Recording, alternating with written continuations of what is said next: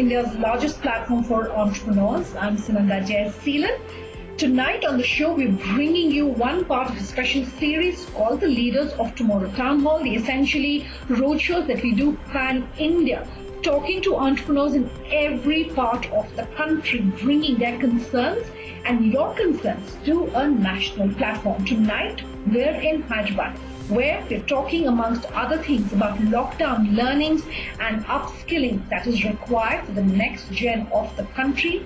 My colleague Pooja Jain has these highlights.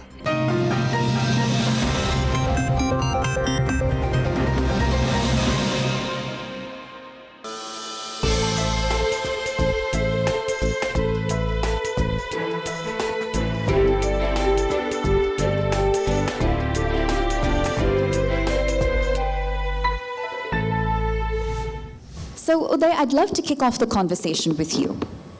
Now, one of the leading criticisms when it comes to our country's education system is that we are churning out graduates, but they are simply unemployable, that they don't have the requisite skill sets to succeed in industry.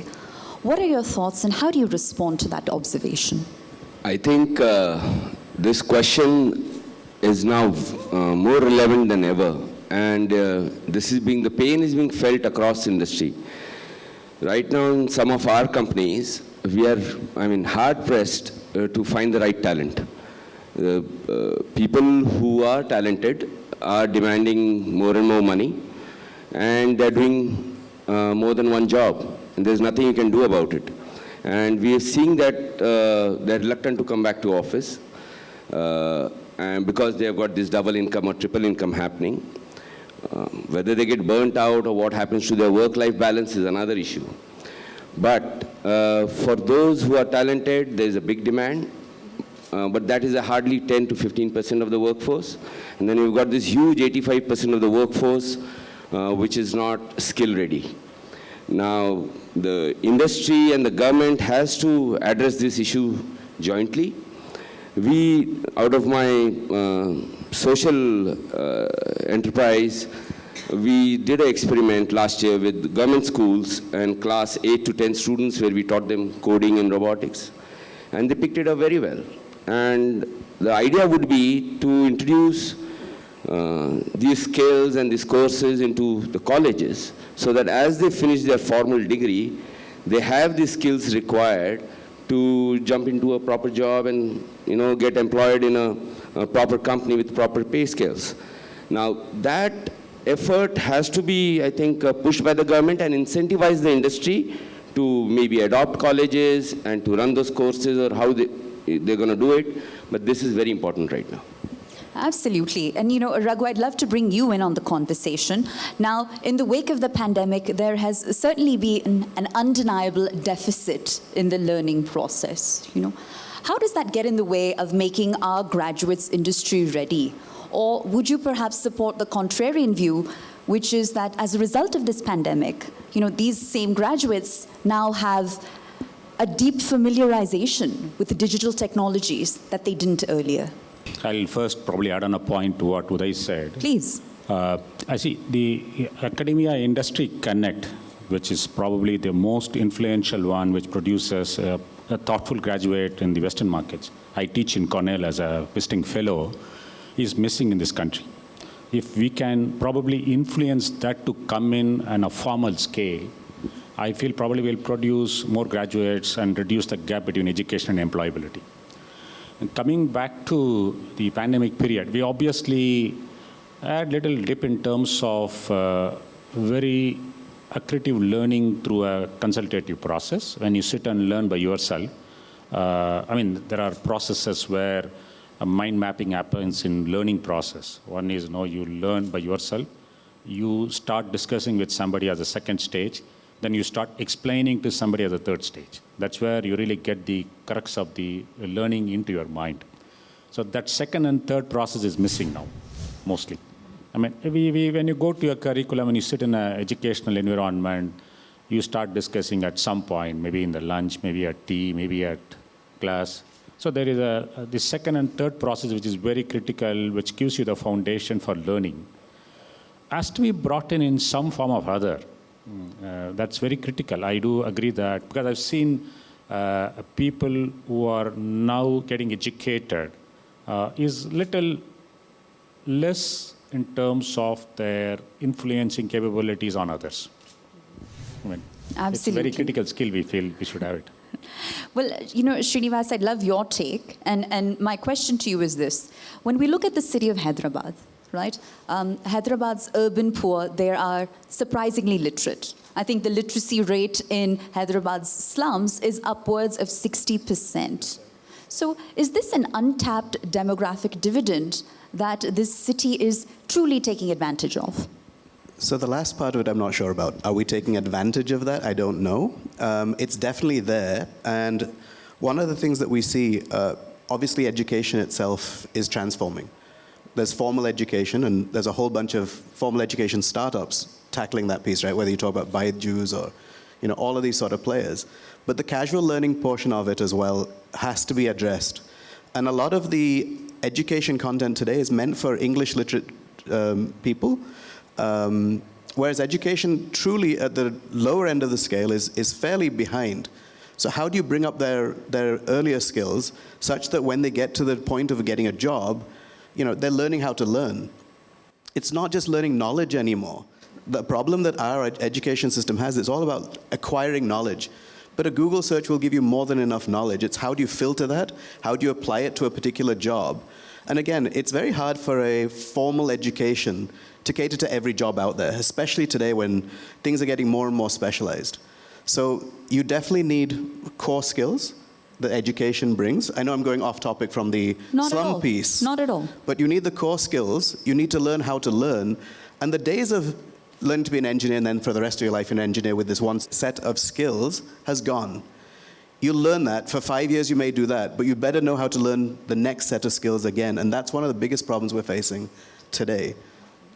I leave it there for now. No, absolutely. And you talked about specialization of skills. And let's put the lens on the IT industry in particular, Uday, because some of the most sought after skills in that sector seem to revolve around artificial intelligence, big data, machine learning, perhaps even augmented and virtual reality. We can throw cybersecurity in there as well. So for graduates with those skills, or professionals, mid-level professionals with those skills, what are the career prospects that are now open to them? Luckily, I invested in an immersive sector company not too long back. And this company aligns AR, VR, MR, artificial intelligence, machine learning, everything together. And what we realized from that is graduates today should align their skills to the demand of the future. And this is exactly what is happening. Work towards creating a hybrid skill set within themselves, where they can easily move between these deep tech, new technologies or whatever you call it, and be, part of companies that are, forecasting how the future will be and be part of those teams. So Hyderabad has its share of skilled people in that sector. But like I said, they're few and far between. There are not enough people that you get with those skill sets. There is a huge demand, and we need to really get down to the engineering colleges or whatever you have, schools or wherever they're coming from, and to get the skills into them there so that we have a larger pool to, start working with. Sure. And, Raghu, if Uday has just alluded to some of the career graphs that are likely to emerge as a result of these new skill sets. The flip side to all that is which jobs are likely to disappear? So, at what stage, for example, does artificial intelligence become a substitute for human intelligence? I'm an accountant by profession, and the World Economic Forum report says that accountants will be outplaced by artificial intelligence. Oh, the no. first category it lists. No. Primarily, what it lists is things which are very repetitively done. If you look at, there are robotic process automation softwares. You scan a bill, it does an accounting into an ERP software, which was being done by an accountant. So primarily, what could be coded to a rule book? That can be done by a machine, which is very easy to do. See, we feel that will disappear, but I don't know whether really jobs will disappear. Maybe that's where the point of reskilling comes in. We are into a huge gap of reskilling people. Unless that is done at appropriate time, we will then have the problem of some people losing jobs, but some other jobs requiring some other skills not being available will be in a kind of a contract mix of talent pool to the requirements what we have. Well, Srinivas, such a huge component of reskilling or, upskilling is learning what you no longer need to know, or unlearning as they call it. So could you help categorize what falls into that bucket so that energies can be refocused accordingly? If it's something that is knowledge-based alone, don't put too much bandwidth to that. I think one of the key things that has to change is focusing on teaching people mindsets as opposed to teaching people knowledge. Because the knowledge may change, but the mindset stays. Basically, what needs to be unlearned is the thing about memorizing knowledge. There's no point in doing that anymore, right? And, to the point of which jobs will be lost, it'll be all the things where it's just things that are happening repetitively by rote with a process. What's going to stay is anything that involves creative thinking, design thinking, solving problems. That stuff robots won't be able to solve, computers won't be able to solve. And my next question, while it applies to Hyderabad, I think it's sort of a pan-India lens here from which I'm going to ask the question, which is that Indian graduates have long been appreciated for their technical skills, but their soft skills have also long been sort of put under the spotlight as an area of much needed improvement, especially when it comes to competing on the global stage. So how do you suggest that be sort of addressed? This is something that we all realize, and another social enterprise project which we started doing is soft skills. And there is a large gap because we come from different culture within this country. We come from different economic background, different exposures, experiences, and the primary focus of a middle class or lower middle class student is to first get that degree and that skill to get him a job, just to get him going. And he gets completely absorbed into doing that, forgetting that there are other skills, soft skills, as you say, required to develop his personality, to make him more relevant as he progresses further.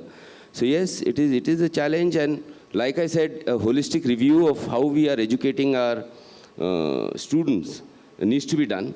We need to be practical. I mean, I don't see the reason why somebody has to spend 4 years in an engineering college and then go and work for Amazon. I mean, this is ridiculous. So let him, from class 12 or whatever, prepare for Amazon if that is what he's going to do, or she is going to do, and develop his skills accordingly. I'm going to slip in a short break on that note. We are back in just a moment. Stay tuned.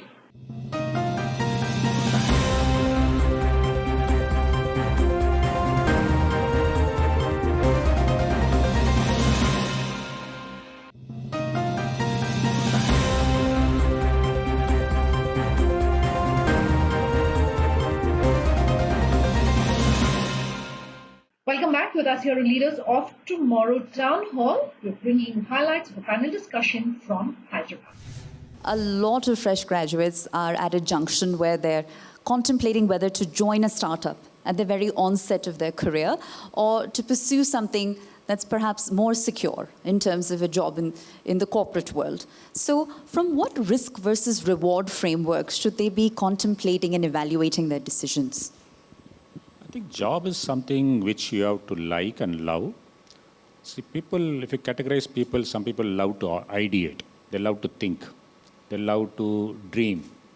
They are fit for a startup because in startup you have to do a lot of ideation. You got an idea, you got to think about various ideation around it. And if you're probably very good at executing things, maybe you look for a cool career job. Maybe if you are very good at managing things, which you are not very good, then you look at a different managerial job. So it's a choice of the person and the qualities what they have, I feel. They should make a choice depending on what inherent skills they like and what would they're good at. And they should probably do their own skill assessment to pick the right job for them. Startup is very exciting, certainly. Well, absolutely. And, Many of us share the aspiration to, of course, progress in our careers towards a managerial position. Now, Srinivas, that's, of course, easier said than done. So at what age and what stage of one's career should one begin to take the steps from, say, being an individual contributor to a more of a managerial role? How does that transition happen? How do you set yourself up for it? Sure. Before I answer that one, actually, I just want to address two things. One Please. from Uday about the soft skills piece, because I believe it adds value to this question as well. Right. Which is some of the soft skills that are absolutely required in today's world. One is communication. It's become increasingly important, especially in this day of Zoom calls, right? If you can't communicate with somebody who's not sitting across the room from you anymore, you're going to be hampered in your career, right? Same thing with leadership. Leadership means how do you manage other teams and other people? Without learning the skills of working with people, you're never going to get to a managerial post, or you'll fail, right? So you've got to be really, really good at those two. When it comes to the startup piece as well, another key part of it is just your risk profile. Can you handle stress? Can you handle uncertainty? And it's not for everyone. It's not that one is better than the other, but you should assess yourself. If you need stability, don't do something entrepreneurial. Stick to a salaried job. There's no harm in that.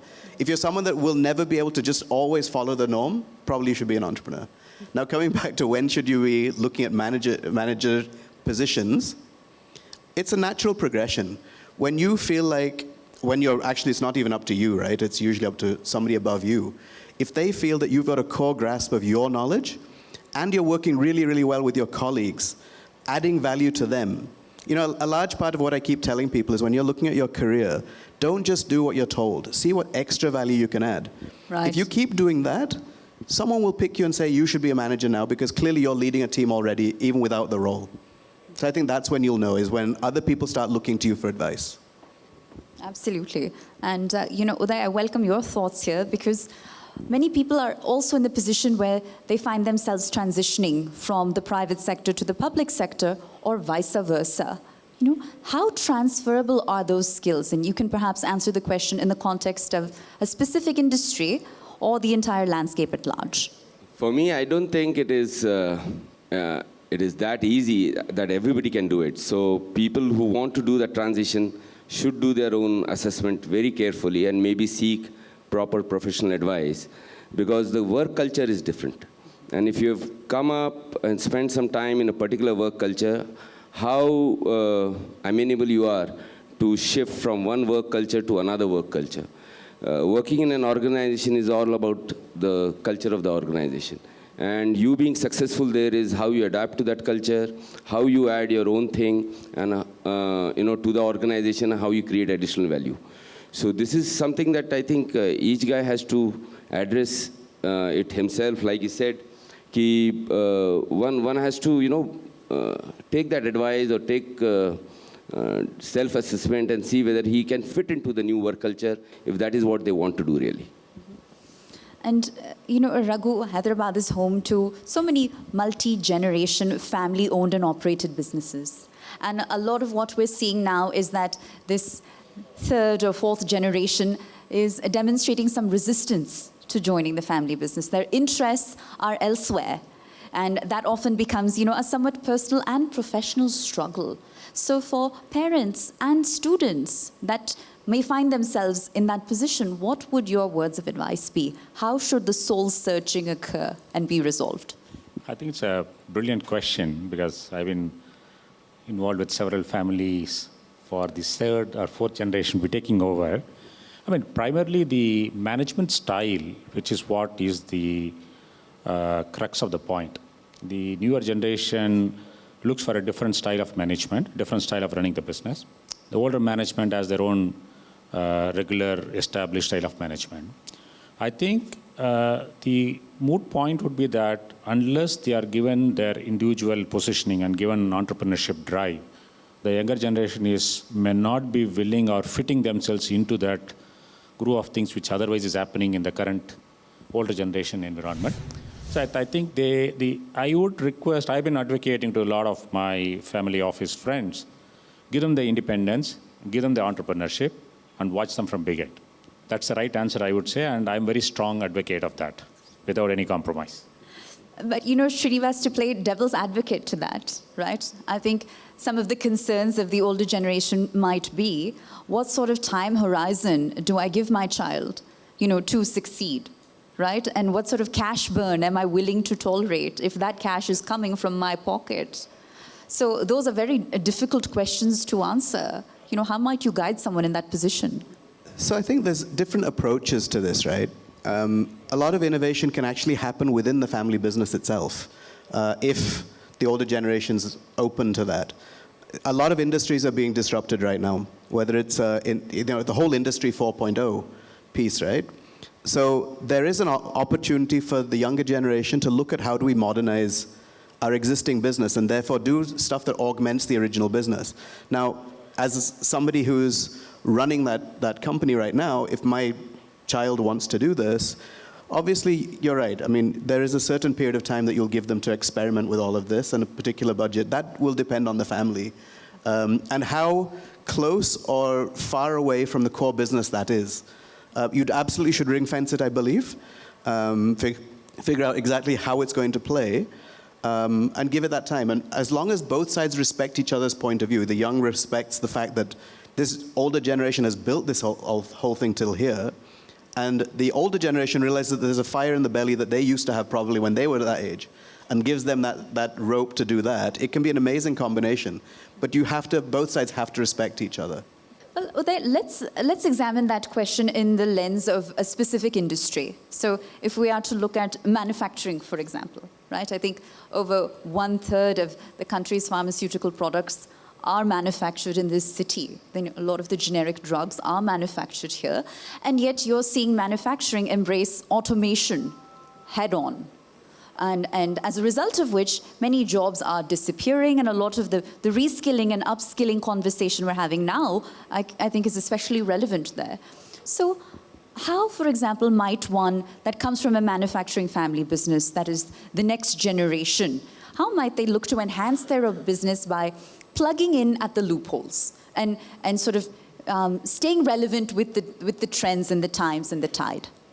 Luckily, as I see across board, people who have built these large companies have also re-educated themselves. And you no longer have that traditional family setup whereby the patriarch or the founder, whoever set it up, he's the sole authority, and there is very little room for maneuvering. They have realized, they have seen their peers fail, those who did not adapt. So they have learned from those experiences where we have seen hundreds of families who grew in the 60s, 70s, 80s, and suddenly they are no longer there. And they have learned from that, and they are now encouraging the next gen, whichever is coming in. One important thing that is happening is they are all sending their next generation to the best of the universities possible to get the most modern education. And you see across board, people are traveling to US or wherever, even in IIT and IIMs, from business families, which earlier did not happen. And these kids are encouraged to come back with brilliant new ideas, to innovate and to bring new impetus into the existing business. And the parents or the father or whoever is the patriarch is more tolerant. So like he said, that as long as there is healthy respect between both, and the new generation comes in with those fresh ideas and the business continues to adapt, and they'll thrive and grow. Phenomenal, and very optimistic to hear that. All right, completely out of time on this episode. Our correct details are coming up on your screens. For tonight, it's a wrap. Thanks for watching.